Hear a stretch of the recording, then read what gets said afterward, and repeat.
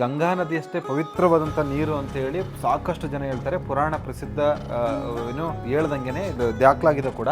ಇವತ್ತು TDS check ಮಾಡಕ್ಕೆ ಬಂದಿದ್ದೀನಿ ಅಂದರೆ ಇದು TDS ಪ್ರಮಾಣ ಎಷ್ಟಿದೆ ಅಂತ.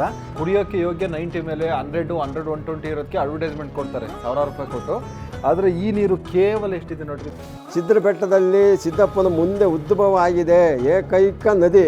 ಸಾವಿರಾರು ಅಡಿಗಳಿಂದ ಮೇಲುಗಡೆ ಉದ್ಭವ ಆಗೋ ನೀರು ಇದು. ನಮ್ಮ ಇತಿಹಾಸದಲ್ಲಿ ಯಾವ ಇದರಲ್ಲೂ ಇಲ್ಲ. ಇಲ್ಲಿ ಭಾರಿ ತಂಪು. ನೀವು ಕೋಟಿ ಕೊಟ್ಟು ಫ್ಯಾನ್ ಹಾಕ್ಕೊಂಡ್ರು ಇಂಥ ಗಾಳಿ ಸಿಗಲ್ಲ ನಿಮಗೆ. ನಾನೀಗ ಸಿದ್ರ ಬೆಟ್ಟದಲ್ಲಿರೋ ಅಂಥ ನೀರನ್ನು ನಾನು ತಗೊತಾ ಇದ್ದೀನಿ. ಈಗ ನೋಡಿ, ಮಿನಿಮಮ್ ಅಂತಾರೆ 100 ಅಂತಾರೆ, ಓಕೆನಾ. ಇದನ್ನು ಹೈಡ್ ಮಾಡಿ, ಇದು ಯಾವ ಕಂಪ್ನಿದು ಅಂತ ಬೇಡ. ಇದು ಬಂದ್ಬಿಟ್ಟು ನಾವು ಕುಡಿಯೋಂಥ ನೀರು. ಈಗ ಬೆಂಗಳೂರು ನಾವೆಲ್ಲ ಎಲ್ಲಿ ಕುಡಿದು ಮಿನರಲ್ ವಾಟ್ರ್ ಅಂತಾರೆ. ಮಿನರಲ್ ಎಷ್ಟಿದೆ ನೋಡೋಣ. ಇದನ್ನು ಇದಕ್ಕೆ ಹಾಕಂತೀನಿ, ಓಕೆನಾ.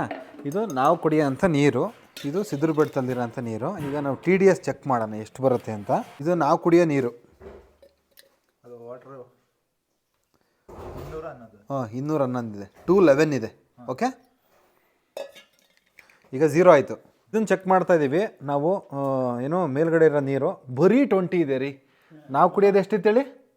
200 ಇತ್ತು. ಇದೆಷ್ಟಿದೆ? 20. ಕೇವಲ 20 ಇದೆ. ಅಂದರೆ ಇದರಲ್ಲಿ ಔಷಧೀಯ ಗುಣಗಳಿದೆ. ಈ ನೀರಲ್ಲಿ ಔಷಧಿ ಗುಣಗಳಿದೆ ಅನ್ನೋದಕ್ಕೆ ಇದಕ್ಕಿಂತ ಪುರಾವೆ ಇನ್ನೇನು ಬೇಕಿದೆ? ಅದಕ್ಕೆ ಇವತ್ತು ಚೆಕ್ ಮಾಡಬೇಕು ಅಂತಲೇ ನಾವು ಬಂದಿದ್ದೀವಿ. ಈ ಮಾಹಿತಿ ನಿಮ್ಗೆ ಇಷ್ಟ ಆಗಿದೆ ಅಂತೇಳಿ ಇದ್ರ ಬಗ್ಗೆ ಕ್ಲಾರಿಟಿ ಬೇಕು ಅಂದರೆ ಕಮೆಂಟ್ ಹಾಕಿ. ನಾವೀಗ ಇರ್ತಕ್ಕಂಥ ಸಿದ್ದರ ಬೆಟ್ಟ, ಕೊರಟಗೆರೆ ತಾಲೂಕು, ತುಮಕೂರು ಜಿಲ್ಲೆ. ಇದು ವಾಟರ್ ಫಿಲ್ಟರ್ ಹಾಕಿರ್ತಾರಲ್ಲ, ಅದೆಲ್ಲ ಎಷ್ಟಿರುತ್ತೆ ನಾರ್ಮಲಾಗಿ? ಅದು ಗೊತ್ತಿಲ್ಲ. 160 ಇರುತ್ತೆ ಅಂತಾರೆ, 200 ಇರುತ್ತೆ ಅಂತಾರೆ. ಕುಡಿಯೋಕ್ಕೆ ಯೋಗ್ಯ 90 ಮೇಲೆ 100, 120 ಇರೋದಕ್ಕೆ ಅಡ್ವರ್ಟೈಸ್ಮೆಂಟ್ ಕೊಡ್ತಾರೆ ಸಾವಿರಾರು ರೂಪಾಯಿ ಕೊಟ್ಟು. ಆದರೆ ಈ ನೀರು ಕೇವಲ ಎಷ್ಟಿದೆ ನೋಡ್ರಿ, ಬರೀ 20. ಅಂದರೆ ಇದ್ರ ಅಳತೆನೇ ಮಾಡೋಕ್ಕಾಗಲ್ಲ ನೀವು. ಅಂದರೆ ಈ ಒಂದು ಏನು ಉಗ್ತಾ ಇದೆಯಲ್ಲ ನೀರು, 365 ದಿನ 24x7 ಇಲ್ಲಿ ಬರೋಂಥ ಭಕ್ತಾದಿಗಳು ತಮ್ಗೆ ಏನೇನೋ ಸಂಕಷ್ಟಗಳು, ಕೆಲವರು ಹರಕೆಗಳ್ಗೆ ಹಾಕಿಸ್ಕೊಂತಾರೆ. ಇನ್ನು ಕೆಲವರು ಏನು ಮಾಡ್ತಾರೆ, ಏನಾದ್ರು ಚರ್ಮ ರೋಗ ಇದ್ರ ಸಂಬಂಧಪಟ್ಟಿದ್ದು ಏನಾದ್ರು ಸಮಸ್ಯೆಗಳಿದ್ದಾಗ ಇದನ್ನು ಹಾಕಿಸ್ಕೊಂಡು ಹೋಗೋವಂಥದ್ದು ಇಲ್ಲೊಂದು ವಾಡಿಕೆ ಇದೆ. ಆ ವಾಟರ್ ಬಾಟಲಲ್ಲಿ ತೊಗೊಂಡೋಗ್ತಾರೆ ಮನೆಗಳಿಗೆ. ಅಂದರೆ ಅವರು ಹಸು ಕರು ಅಥವಾ ಅವ್ರದ್ದೇನಾದ್ರು ಏನೋ ಹೊಲ ಗದ್ದೆ ಏನಾದ್ರು ಸಮಸ್ಯೆಗಳಿದೆ, ಅದಕ್ಕೆ ಹೋಗಿ ಕ್ಷಮಿಸೋವಂಥದ್ದು ಒಂದು ಪದ್ಧತಿಗಳಿದೆ. ಸಿದ್ದಪ್ಪ ನೆಲೆಗೊಂಡಿರೋ ಜಾಗ ನಿಮಗೆ ತೋರ್ಪಡೆ ಮಾಡಿಸ್ತೀನಿ, ಗುಹೆಗೆ ತೋರಿಸ್ತೀನಿ. ಇದು ಏನಂದರೆ ಗುಹೆ. ಇದ್ರೊಳಗಡೆ ನುಗ್ಗಿ ಹೋಗ್ಬೇಕು. ಇದ್ರೊಳಗಡೆ ಹೋಗ್ಬೇಕಾರೆ ನಿಮಗೆ ನೋಡ್ರಿ ಇವಾಗ ಎಷ್ಟು ತಂಪಾಗುತ್ತೆ ಅಂತ. ಇಲ್ಲಿ ಎಂಟ್ರೆನ್ಸ್ನಾಗೇ ಇದು ಅಲ್ಲಿ ಮುಂದ್ಗಡೆ ಇದೆ. ಇದೆಲ್ಲ ಕಲ್ಲು ಗುಂಡುಗಳು ಎಲ್ಲ ಬಗ್ಗಿ. ಇದು ಕಲ್ಲು ಗುಂಡುಗಳು ಯಾಕೆ ಬಗ್ಬೇಕು ಅಂದರೆ ದೇವ್ರಿಗೆ ಇಲ್ಲಿಂದಲೇ ನಮಸ್ಕಾರ ಮಾಡ್ಕೊಂಡು ಹೋಗ್ತಾ ಇರ್ಬೇಕು ನೀವು. ಹಾಂ, ಇದು ನೋಡು, ನಾವು ಡೈರೆಕ್ಟ್ ನಾವು ಒಂದು ಮನೆಗೆ ಹೋಗ್ಬೇಕಾದ್ರೂ ತಲೆ ಬಗ್ಸಿ ಹೋಗ್ರಿ ಅಂತ ಹೇಳ್ತಾರೆ. ನಾವು ಇಲ್ಲಿ ತಲೆ ಬಗ್ಸೋದು ಏನಕ್ಕೆ? ದೇವರಿಗೆ ಈ ಥರ ಬಗ್ಸಿ ಹೋದ್ರೆ ಇಲ್ಲಿಂದಲೇ ದೇವರಿಗೆ ನಮಸ್ಕಾರ ಮಾಡಿದಷ್ಟು ನಮಗೆ ಭ್ರಮೆ ಸಿಗುತ್ತೆ, ಸಂತೋಷ ಸಿಗುತ್ತೆ. ಇಲ್ಲಿ ಭಾರಿ ತಂಪು. ನೀವು ಕೋಟಿ ಕೊಟ್ಟು ಫ್ಯಾನ್ ಹಾಕ್ಕೊಂಡ್ರು ಇಂಥ ಗಾಳಿ ಸಿಗಲ್ಲ ನಿಮಗೆ. ಇದ್ರೊಳಗಡೆ ಬಂದರೆ ಅಷ್ಟು ನೀರು ಅದೇ ಅಲ್ಲೇ ದೇವರು ನದಿ ಇರೋದು.